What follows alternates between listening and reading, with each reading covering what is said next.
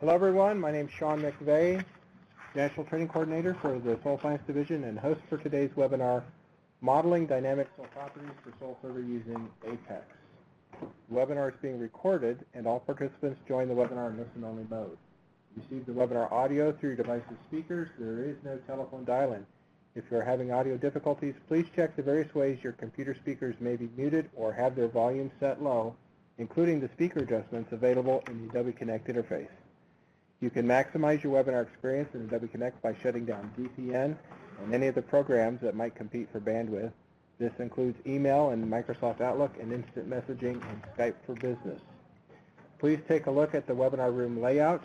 I have the featured presentation pod, which you can enlarge on your screen using the 4-arrow icon, a chat window for comments, and also the Q&A pod where you can type in a question and myself and the presenter will answer those during the verbal Q&A period. I want to thank Candace Williams for being here to conduct the webinar today. Candace, I'm going to turn the webinar over to you. Okay, thank you, Sean. I'm not on mute, right? You're ready to go? All righty. Good afternoon. Again, as Sean has stated, I will be talking to you about an ongoing work dealing with dynamic soil properties and modeling them using APEX.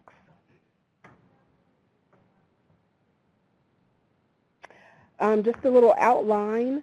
We'll talk about a little bit about dynamic soil property inventory and assessment. U.S. Soil Survey, why do we care about dynamic soil properties and why to model them?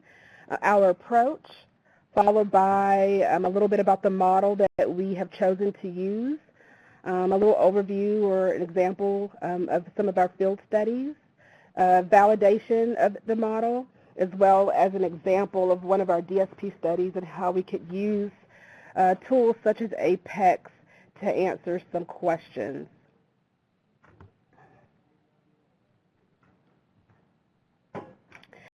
So in 2012, then Soil Science Division Director Dave Smith made an official dynamic soil property inventory and assessment team. It consisted or consists of experts in soil management from NRCS and the National Soil Survey collaborators, federal and other university partners. The team was charged to deliver scientifically defendable soil change information to support conservation management for healthy soils and sustainable ecosystems. Within the team, smaller teams were developed, one of which is the Dynamic Soil Property Modeling Team, which consists of myself and other modelers from the National SEEP modeling team. We were tasked to evaluate tools that would aid in the development of soil change information.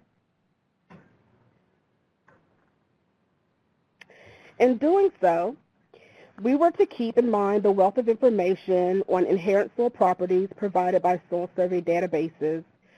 It was felt that the soil survey was the frame or foundation to build upon. With that in mind, it was important to increase the knowledge of soils and the application of soils information, which requires new ways to communicate what we know about soils and the collection of management data beyond land use. So why do we care? Well, the health of the soil is vital to living ecosystems. It's directly linked to nutrient cycling, water, filtering and buffering, physical stability and support, and provides a habitat for biodiversity. So we can evaluate the capacity of soil to function by evaluating the impacts of land management on soil properties that change at the human time scale as a result of disturbance. From this point forward, I'm going to be referring to this as dynamic soil properties. So while changes in dynamic soil properties have been traditionally measured over time through long-term studies and monitoring, potential changes in dynamic soil properties are being estimated using soil survey methods by careful space-for-time substitution, where we compare land use or management conditions on the same soil. And more detail can be found in the Soil Change Guide.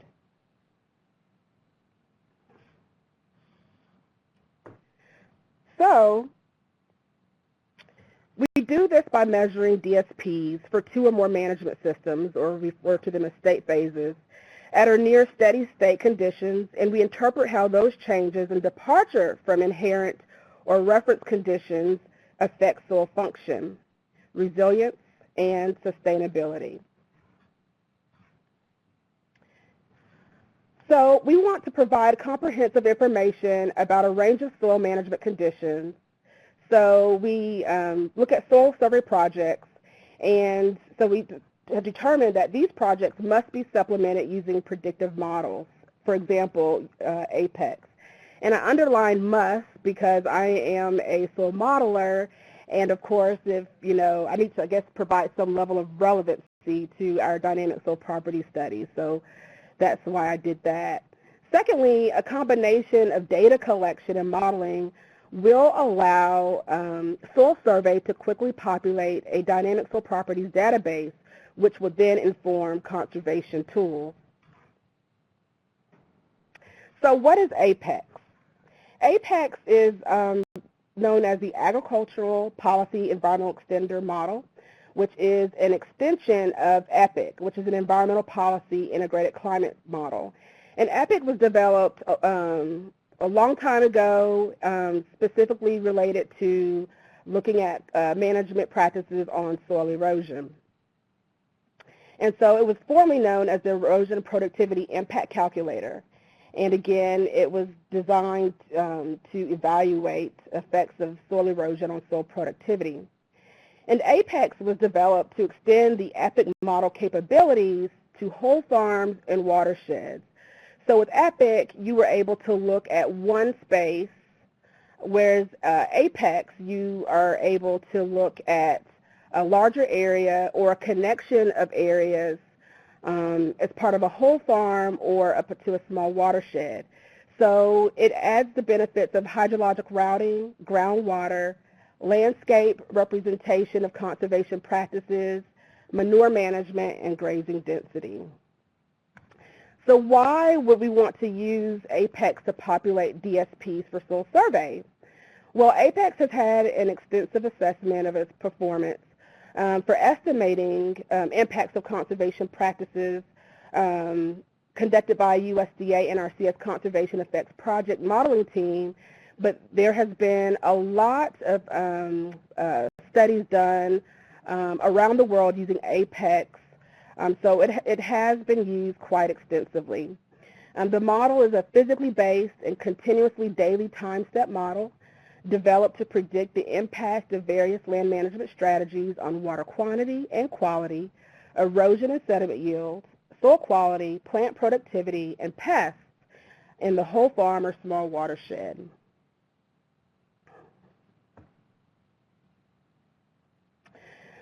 So APEX's unique feature to soil survey is the ability to subdivide the farms or fields by soil type, landscape position, surface hydrology, and or management configuration to represent crop diversity and landscape characteristics within a field or farm.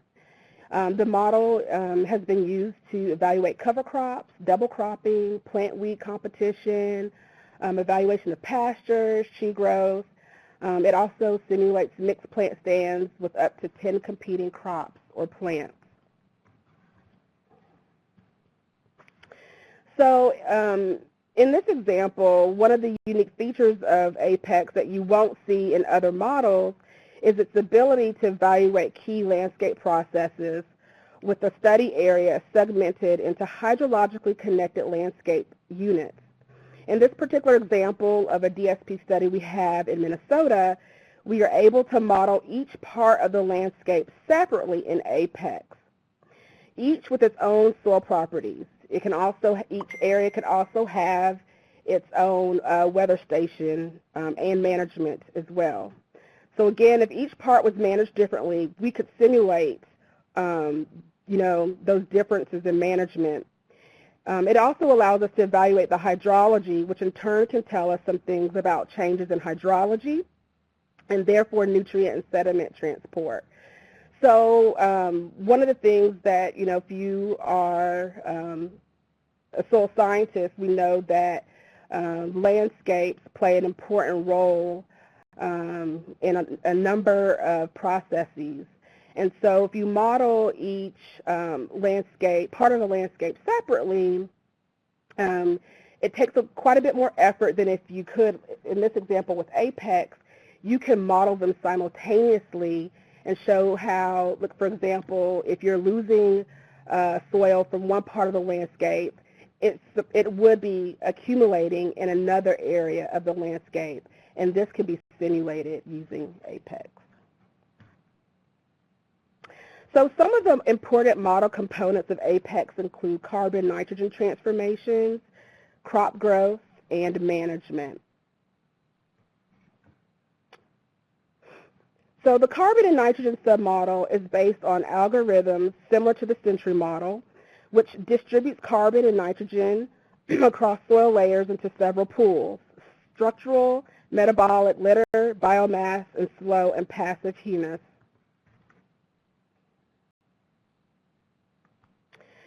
The model also simulates biomass accumulation, and I won't go into detail with all of the different algorithms for each, but just to get you an idea of how Apex operates. The model also simulates leaf area development, root growth, crop yield, water usage, nitrogen crop demand, nitrogen fixation, and nutrient uptake. And this includes phosphorus, potassium, and nitrogen. So Apex uses these connected subroutines to simulate daily interactions between climate, hydrology, nutrient inputs and availability, and of course, in this instance, plant growth. This also includes on-field operations such as tillage. The Apex models are widely used in sediment and delivery studies, grazing studies, bioengineering and cropping, and agroforestry as a conservation buffer. The model is able to simulate conservation practices, impacts on sediment, nutrients, and pesticides. A user can evaluate the fate of nutrients when incorporated or unincorporated. Currently, we have a study evaluating the Apex model to simulate cover crop effects on nitrogen transformations in Tennessee. So some of the model input data that's used includes soil properties, operation schedules such as land use treatment, hydrologic condition, weather, temperature, precipitation, solar radiation, relative humidity and wind speed, tillage, crop, fertilizer, and pesticide usage. And it's also nice if you have dates available for some of these operation schedules. For some of the specific to the soils, these are different soil properties that are necessary for building an Apex database. I won't go through all of them, but just about all of this information can be, if you're not measuring them at your study site, you can get data from one of the NRCS soil databases. Some of the model outputs include yields, crop biomass, water content at the root zone and the control section, soil erosion, particles transported, bulk density, particle size, biomass carbon and nitrogen, water content, saturated conductivity, some other soil properties like pH, summer basis, CEC, aluminum saturation, P-sorption ratios, different fractions of phosphorus, different fractions of nitrogen, and again, potassium.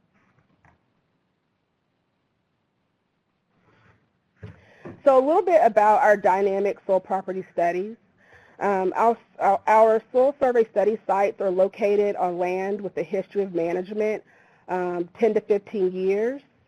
When we select locations, we try to collect information related to the crop yields so that we can use that to kind of calibrate the models. If we can access soil fertility reports, that's very helpful in addition to soil survey reports. I will also say that to collect this information, there are several stakeholders as part of our DSP studies. We work with district conservationists, landowners, of course, and other federal agencies. And I should also clarify that our studies are primarily done on privately owned land. So verifying and validating the tool. So for each of our management scenarios, we are calibrating the model to test the sensitivity of input parameters that we've collected, and then we try to adjust them to what was measured in the field. So again, crop yield, carbon, nitrogen, and any other type data that we may collect. Then we go and then we validate the model to test for the accuracy of the simulation with that independent measured data. So some of the interpretations that the soil survey is interested in includes what is the condition of the soil? If it's degraded, can it be restored? How long will it take? What land uses are at risk of irreversible change? And how will soil changes impact future management options? And with our dynamic soil property studies, they are a snapshot. We're going out and collecting data at one time. And so coupling it with a model such as APEX will help us be able to answer some of these questions. So our study design. So we have a set of soils again where we're interested in, let's say, a map unit, and we're interested in looking at 2 or more management conditions within that map unit. And then also we're interested in 2 or more sites per management condition. So if you have, for example, a Kirkland soil, we are interested in at least 2 or more management conditions on that particular soil. So what we do is that we have a central pedon, which is fully described and sampled to 150 centimeters. We collect at 0 to 5 centimeters and then by genetic horizon, so that way we're able to correlate what we're collecting to soil survey standard practices.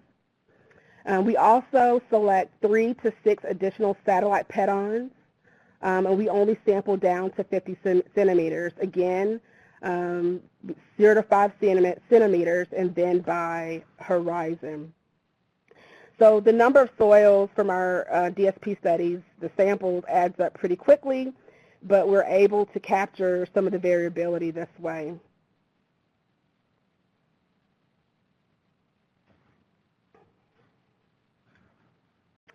So some of the soil properties that we collect, what we call our minimum data set, are listed here.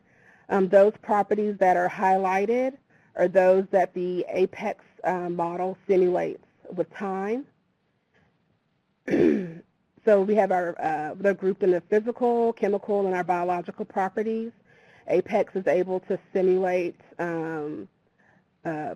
particle size, or it uses particle size, changes in bulk density, infiltration. While it does not, simulate aggregate stability, it does evaluate erosion, water content, saturated conductivity, carbon, pH, phosphorus, and the other chemical properties. So as an example here, I'm going to talk about the Kirkland Soil Series. This DSP study was one of the earlier studies that was done in 2009. A little bit about the Kirkland Soil Series. It's a fine mixed superactive thermic eudartic paleoostol. Probably didn't pronounce that correctly. But it expands across central Oklahoma and south central Kansas. It's a benchmark soil. And I'll use benchmark loosely for some because one of the things about our DSP studies, we try to choose soils that have great extent. So with this particular soil, it consists of very deep, well-drained, slowly permeable soils that are formed in material weathered from predominantly clay mantles over shale of the Permian age. They're very gently sloping soils. The mean annual precipitation is 32 inches. Mean annual temperature is 15 degrees. The soils are tended to be cultivated with grain sorghum. Wheat and cotton in some areas are used for pasture or rangeland. So this particular study we again collected in 2009. The study site was in Grant County, Oklahoma. We evaluated 3 management scenarios. Conventional tillage had sorghum with winter wheat. No tillage, also sorghum, winter wheat, and rangeland, which had mid to high grasses and rotational grazing. So the weather data was collected from the Grant County Historical Weather Station. 1960 to 2010 was a data set. Apex uses an internal weather generator based off daily, historically, monthly averages. The soils information, we use both Sergo data to determine the low and high range for soil properties. Measured soil properties that we collected at the site were used to validate Apex in the year 2009 because that's the year that we sampled. We try to select sites that have a minimum of 15 years of current management. And to get more information about the crop besides the landowner, we use NAS data sets to kind of get an idea of what the county yield averages look like from year to year.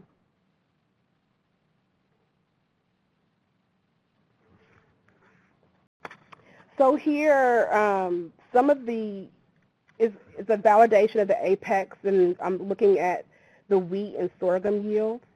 And here we see some of the year-to-year variation is related to weather. In this particular one, if you see in the first column represents the year, the county average comes from NAS.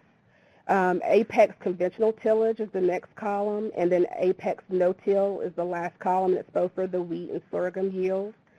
Looking at the averages across the validation period, 1991 to 2007 for the wheat yield. That's all the information they had from NAS, but for the sorghum yield, we were able to obtain 1990 to 2014. And we can see here that the averages across the yields are pretty similar. So we can say that it did a pretty decent job of simulating crop growth. So this particular one is looking at carbon. So again, we used Sergo data to kind of get the low and the high range. That range for Sergo for this particular soils range from 0.6 to 2% carbon. We did measure for those sites. Our range from measured data ranged from 1 to 7%. We did start off with low Sergo ranges for the conventional tillage and no tillage for soil properties, just so we could initialize the model. And again, since we only sampled at one point in time, we used those measured data to validate. Here you see for 2009, for validation of carbon, for a conventional till, no-till, and a range measured versus what Apex simulated.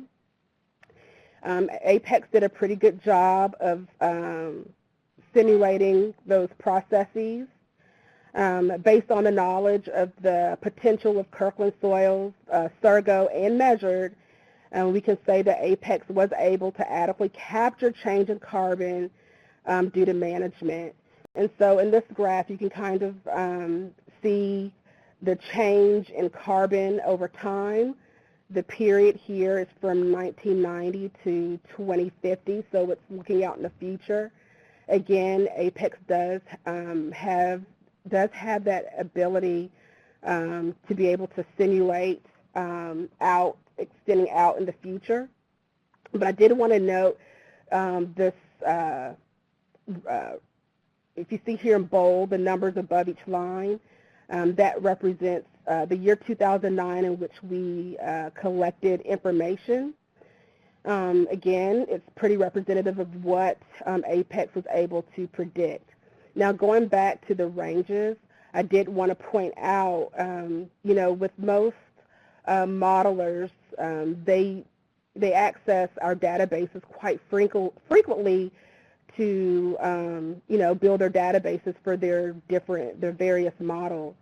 And so the Surgo range, it goes 0.6 to 2%, whereas what we measured, the range is higher and it's wider. And so that is something to think about when we're using our database for tools such as this. And I will say at the higher end, we are measuring up to 70% organic carbon in our rangeland soils. So that was Apex simulated, but this is evaluating management impacts on carbon, and this is our measured data, again, across rangeland, which represents our reference state, and then our two disturbed states are no-till and conventional tillage. We see here that the measured carbon had greater variability amongst the rangeland sites. The measured rangeland carbon was significantly greater than in no-till and conventional tillage. We didn't see differences between the no-till and the conventional tillage. And so what we could say about the Kirkland soil here, because again, we're looking at these for space for time, and so we're making we're suggesting that the greatest measured potential for the Kirkland soil series for carbon is 7%.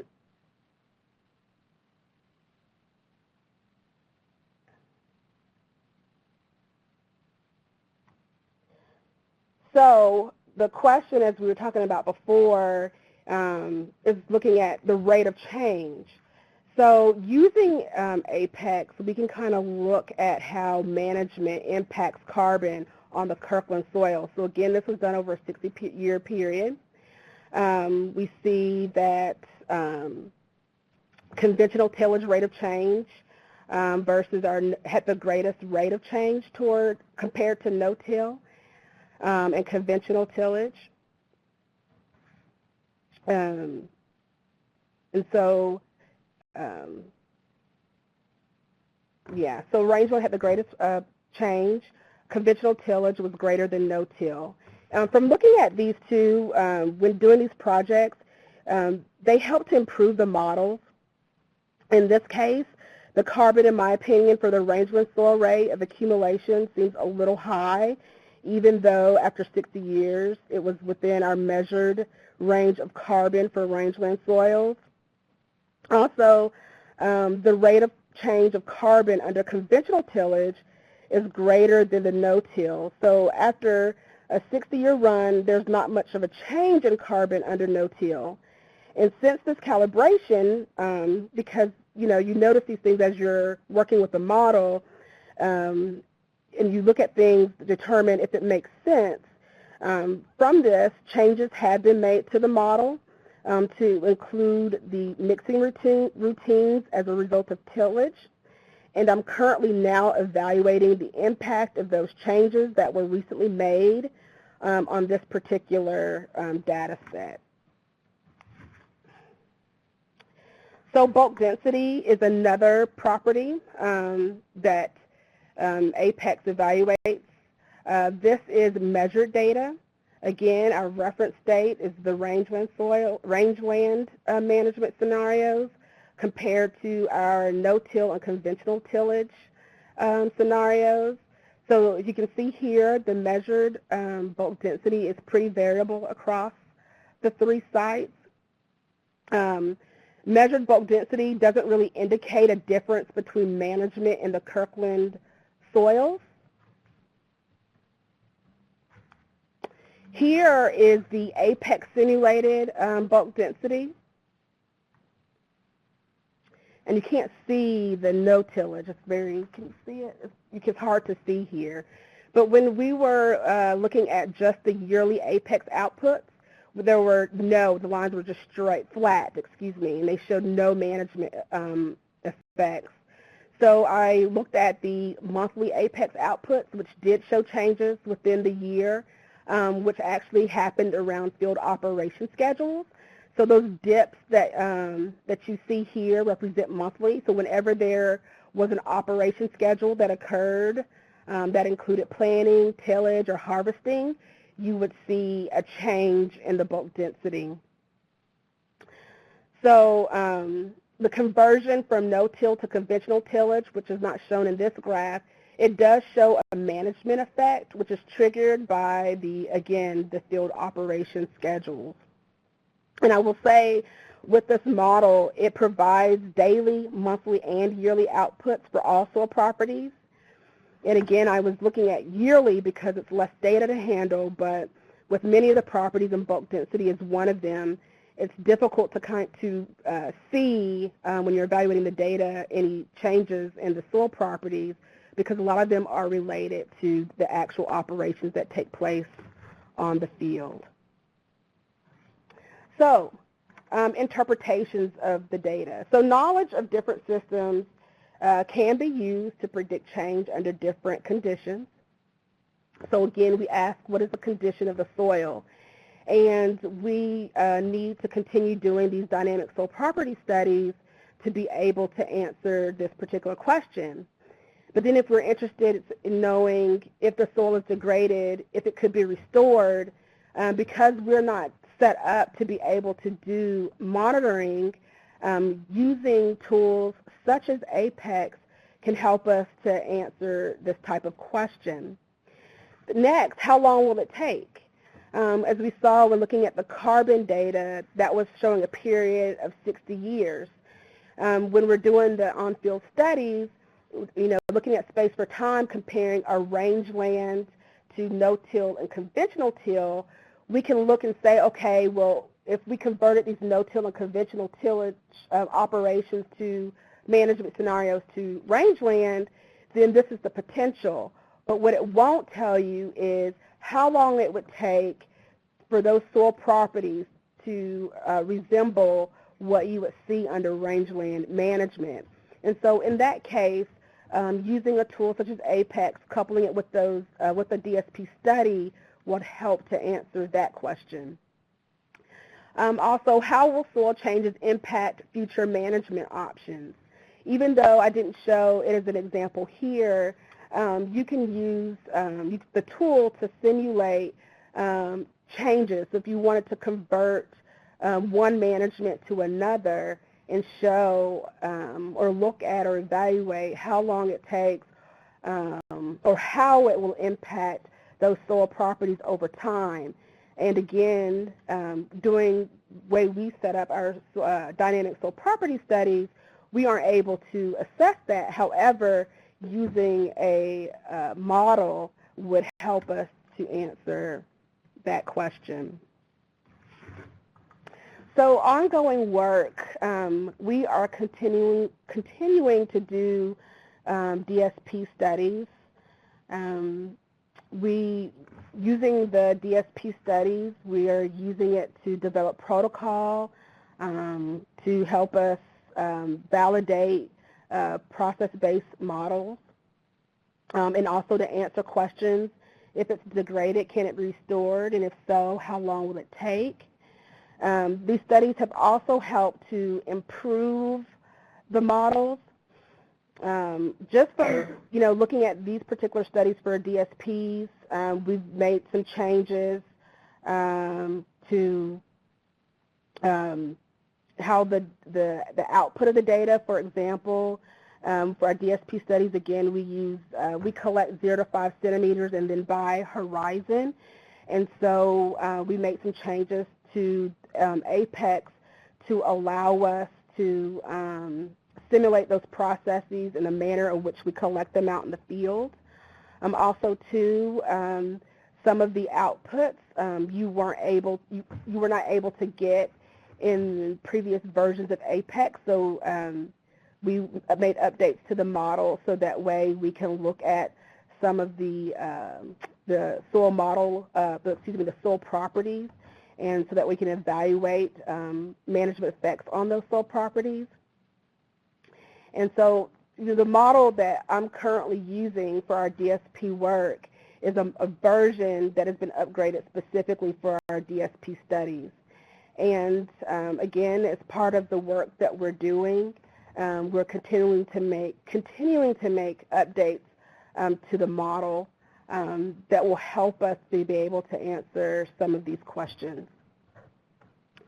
So that includes my presentation, and I am available to answer some questions.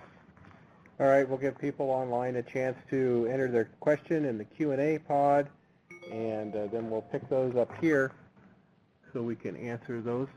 I'll open it up to those here in the room. Anybody here in the room with me have a question? Well, Candace, I have one or more. Okay. So you talked about this, how long does it take to reverse a degradation, but can you also answer the question, how long till a soil is irreversibly degraded? Well, yeah, so if one of the neat things about the tool, if it's, that's what we're trying to evaluate, if the tool is able to simulate those processes. So if the soil is degraded, you could try to simulate it. If you're going to keep the practice the way that it is, it may show that it makes no change in soil properties, or it may show that it continues to degrade. It may show that it loses, soil due to soil erosion, which you can see from Apex because it shows over time how those soil layers change as a result of soil loss. Well, one example that comes to my mind is, how long before we lost the diagnostic feature, like the thickness of the mollicapepedon or something like that. Yes. So in Apex, because it does simulate, it does simulate soil loss processes. So if over time, and in this particular Kirkland soil study under the conventional tillage management scenario, over the 60 years, it lost 2 centimeters of thickness. And so what the model is able to simulate, let's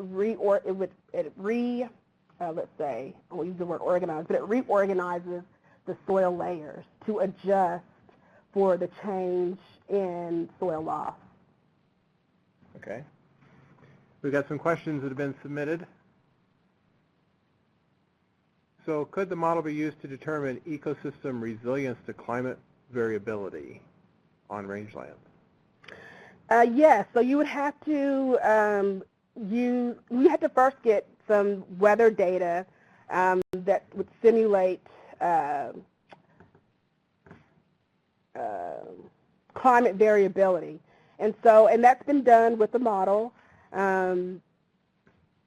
Apex internally, it takes historic data and it's able to project long term. However, it's based off of monthly averages of the data that you're using to set up the tool.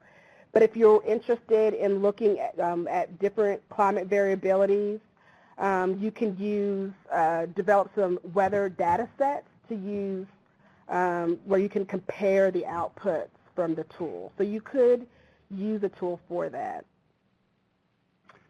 Another question, are the Apex yields similar to those calculated by the NCCPI model, National Commodity Crop Productivity Index? Okay. So I'm not necessarily familiar with that tool.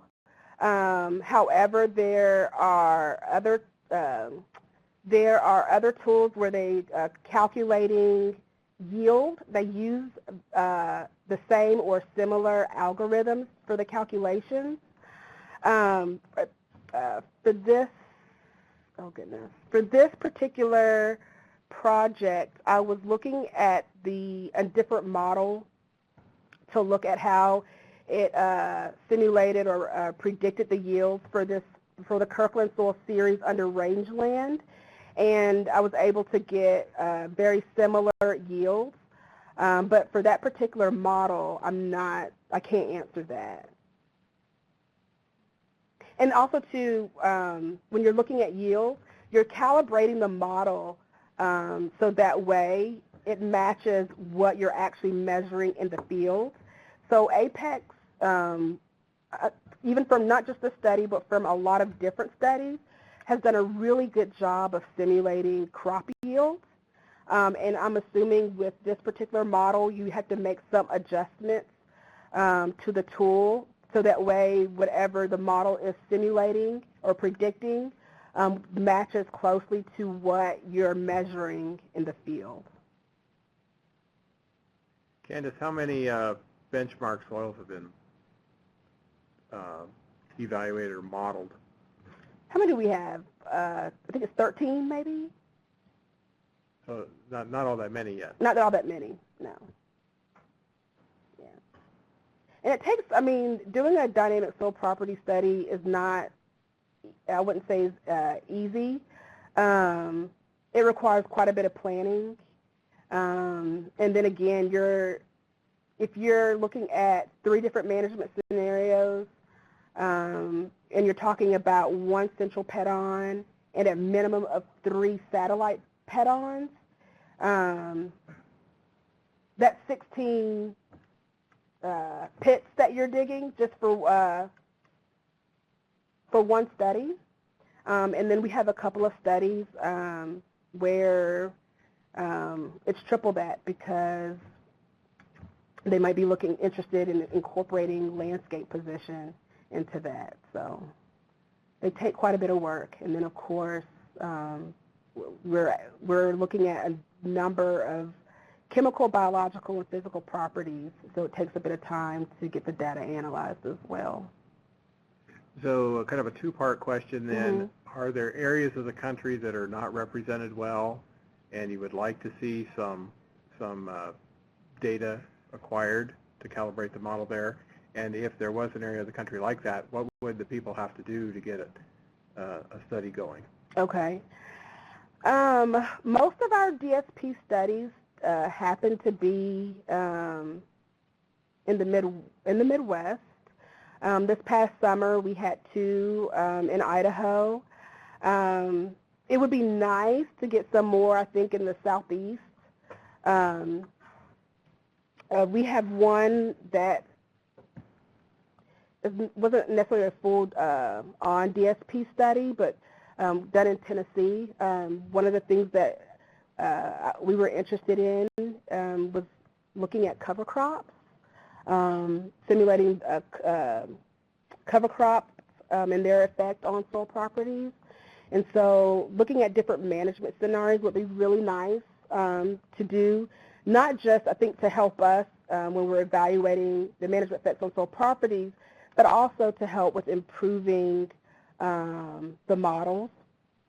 If someone is interested in, conducting a dynamic soil property study, I would direct them to get in touch with Sky Wills.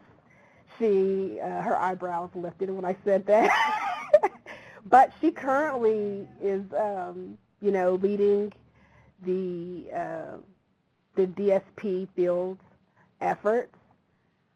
So if you're interested in conducting one, that would be great. All right, another question. Were macropores described and assessed when the soils were described and sampled in the field? Does Apex account for macropore development under different management scenarios? Okay, good question. Yes,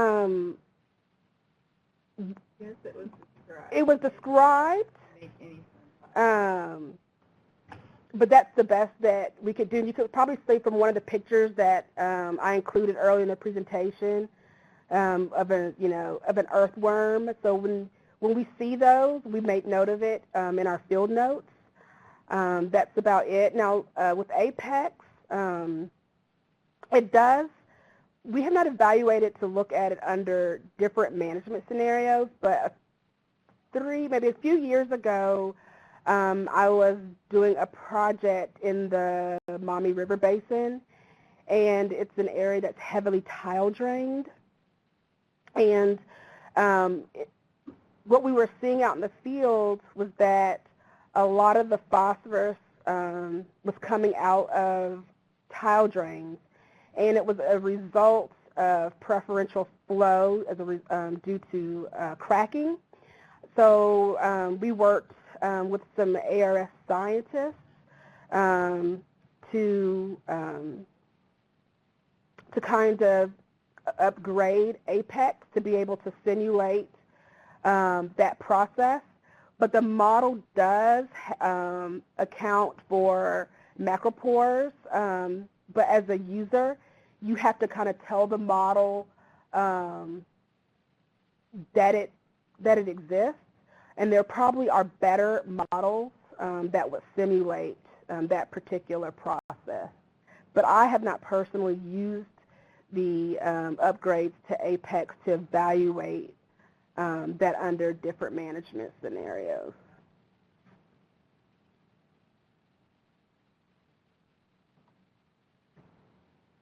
All right, well, thank you, Candace, for your time and effort to make this presentation today, and thanks to all participants for joining in. We had more than 30 people join today's webinar. The on-demand recording of this webinar will be available